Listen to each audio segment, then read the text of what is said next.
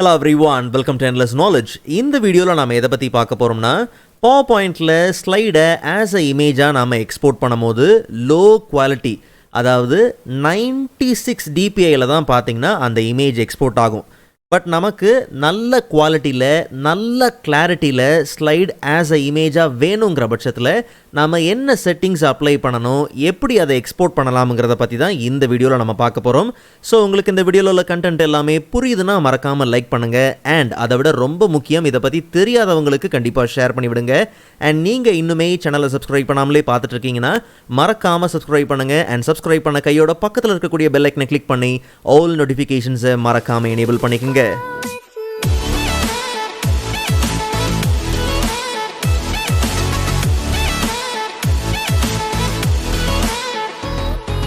All right, so first of all, இப்போ நம்ம பார்த்துக்கிட்டு இருக்கிற இந்த கரண்ட் ஸ்லைட் ஆஸ் அ இமேஜாக பார்த்தீங்கன்னா நமக்கு தேவை.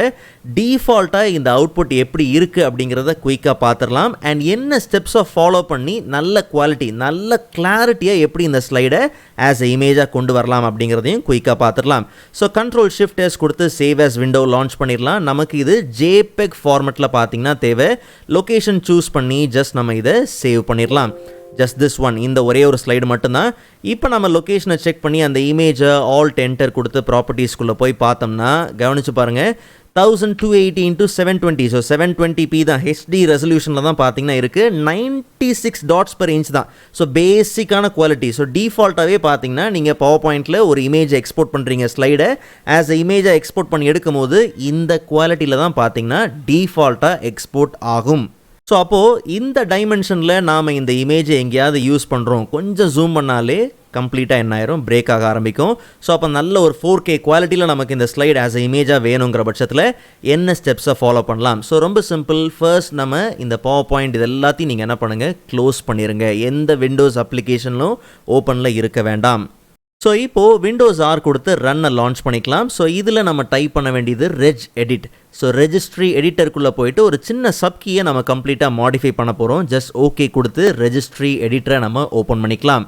நல்லா கவனிங்க, எந்த வேர்ஷன் ஆஃப் PowerPoint நாம் யூஸ் பண்ணுறோம், எந்த வேர்ஷன் ஆஃப் ஆஃபீஸ் யூஸ் பண்ணுறோமோ கரெக்டாக அதுக்கு ரிலேட்டான ரெஜிஸ்ட்ரியை நம்ம லொக்கேட் பண்ணணும். ஸோ இந்த ஸ்க்ரீன்ஷாட்டில் நீங்கள் என்ன வேர்ஷன் யூஸ் பண்ணுறீங்களோ கரெக்டாக அதுக்கான லொக்கேஷனை நீங்கள் என்ன பண்ணுங்கள், ஃபாலோ பண்ணிக்கங்க. சின்னதாக ஒரு நம்பர் தான் பார்த்தீங்கன்னா அதில் சேஞ்ச் ஆகும். ஸோ ஈஸியாக நீங்கள் லொக்கேட் பண்ணிக்கலாம். ஸோ இப்போது நம்ம ஆப்ஷன்ஸ் அப்படிங்கிற இந்த சப்கீக்குள்ளே தான் இருக்கிறோம். ஜஸ்ட் நீங்கள் என்ன பண்ணுங்கள், எடிட் மெனியூக்குள்ளே போனோம்னா அங்கே நமக்கு நியூ ட்ராப் டவுன் இருக்கு இல்லையா, அதில் dword 32-bit வேல்யூவை நம்ம என்ன பண்ணலாம், க்ரியேட் பண்ணிக்கலாம். அண்ட் இதை நம்ம ரீநேம் பண்ணிக்கலாம். So export bitmap value, sorry resolution, export bitmap resolution கொடுத்து ஜஸ்ட் நீங்கள் என்ன பண்ணுங்கள், என்டர் கொடுத்துருங்க. அண்ட் இப்போது அதை ரைட் கிளிக் பண்ணி ஜஸ்ட் நம்ம மாடிஃபை பண்ணிக்கலாம்.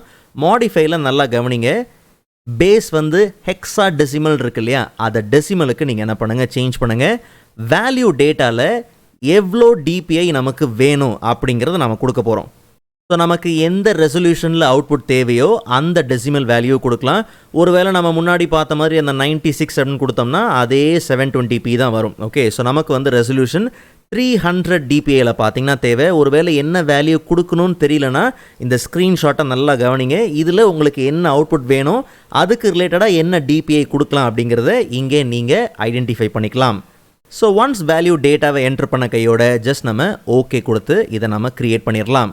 அண்ட் இப்போது PowerPointல அதே கரண்ட் ஸ்லைடு தான் நமக்கு ஆஸ் அ இமேஜாக தேவை.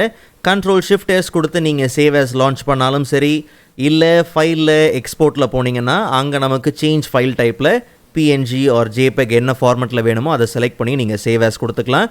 நம்ம ஆஸ் யூஷுவல் சேம் Ctrl+Shift+S கொடுத்து சேம் லொக்கேஷனில் பார்த்தீங்கன்னா நமக்கு தேவை. ஸோ ஆஸ் அ இமேஜாக தேவை. ஜஸ்ட் நான் இது என்ன பண்ணுறேன், சாம்பிள் அப்படின்னு நான் என்ன பண்ணுறேன் கொடுத்துக்கிறேன். ஜஸ்ட் நம்ம இதை என்ன பண்ணலாம், சேவ் பண்ணிக்கலாம். ஜஸ்ட் திஸ் ஒன், இந்த இமேஜ் மட்டும்தான், ஐ மீன் இந்த ஸ்லைட் மட்டும்தான்.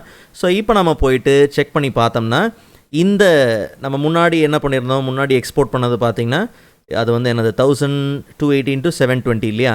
அடுத்தது இப்போ நம்ம சாம்பிள் இமேஜ் நம்ம எக்ஸ்போர்ட் பண்ணது என்ன ரெசல்யூஷன் கவனித்து பார்த்தீங்கன்னா 4000x2250. ஸோ அது 300 dpiயில் பார்த்தீங்கன்னா நல்ல குவாலிட்டியில் இருக்குது. ஸோ இதை நம்ம ஓப்பன் பண்ணி பார்க்குறதுக்கும் இதுக்கும் நல்ல டிஃப்ரென்ஸ் பார்த்தீங்கன்னா இருக்கும். ஸோ இந்த இமேஜை நம்ம ஜூம் பண்ணும் போது பிரேக் ஆகாது, ஏன்னா நல்ல குவாலிட்டியில் இருக்கும். இதை நம்ம எங்கே வேணுமோ என்ன பண்ணலாம், ஃபர்தர் யூஸ்க்கு நம்ம இதை கொண்டு போகலாம். அண்ட் அதே மாதிரி இப்போ நம்ம ஃபாலோ பண்ண ஸ்டெப் ஒரே ஒரு வாட்டி செஞ்சால் போதும். எப்போ நீங்கள் எக்ஸ்போர்ட் பண்ணாலும் அதே ரெசல்யூஷனில் நல்ல குவாலிட்டியில் தான் பார்த்தீங்கன்னா இனி எக்ஸ்போர்ட் ஆக போகுது. ஸோ ஃபர்தராக நீங்கள் மற்ற யூஸுக்கும் தாராளமாக நீங்கள் என்ன பண்ணலாம், இதை கொண்டு போகலாம். ஸோ ப்ரீவியஸ் PowerPoint வீடியோஸ்க்கான லிங்க் நான் டிஸ்கிரிப்ஷனில் கொடுத்துருக்கிறேன். கண்டிப்பாக நீங்கள் செக் பண்ணி பாருங்கள். அண்ட் நெக்ஸ்ட் வீடியோவில் அதை விட இன்ட்ரெஸ்டிங்கான டாப்பிக்கை பார்க்கலாம். அதுவரை காத்திருங்கள்.